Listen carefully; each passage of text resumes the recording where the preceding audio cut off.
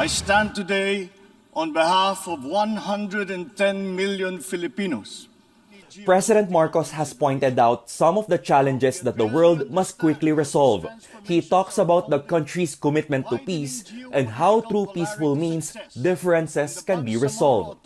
With such as backdrop, Marcos says there's a stability threat in Asia because of ideological tension. The Philippines leader says there's a need to strengthen the implementation of the 1982 United Nations Convention on the Law of the Sea or UNCLOS. Such law recognizes everyone's freedom to navigate in South China Sea amid the territorial disputes among claimant nations. The chief executive, however, did not mention anything about China and its attempts to limit freedom of navigation in the area. As I have underscored, the Philippines shall continue to be a friend to all and an enemy of none. President Marcos has also urged other nations to decrease their stockpile of nuclear arms. He explains these weapons pose a continuing threat to peace despite efforts to prohibit them. The president also talked about climate change and why nations should unite in dealing with it. He calls on industrialized nations to fulfill their obligations under climate change agreements that seek to cut greenhouse gas emissions. Among them, the UN Framework Convention on Climate Change and the Paris Agreement. The Filipino leader also tells heads of relatively richer countries to help their poor and more vulnerable counterparts on climate change response.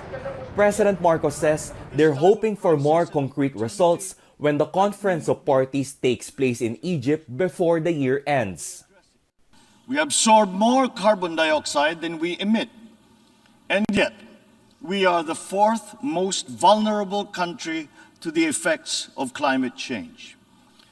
This injustice must be corrected, and those who need to do more must act now.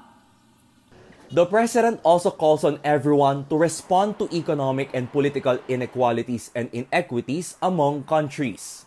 He laments the supposed injustice the Philippines experienced while accessing the COVID-19 vaccines at the height of the pandemic. The chief executive says richer countries were able to get the vaccines right away at the expense of poorer nations like the Philippines. He explains this shouldn't happen in times of crisis. The president also took pride in the country's apparent robust economy as it makes its way out of the pandemic. We remain on track to reach upper middle income status by next year.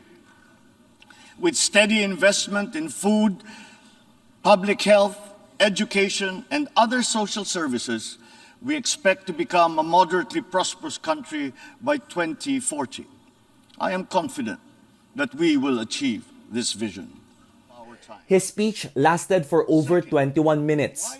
He's also seeking for support from other nations to vouch for the country's candidature to the UN Security Council for the term of 2027 to 2028. Rex Remitio, CNN Philippines.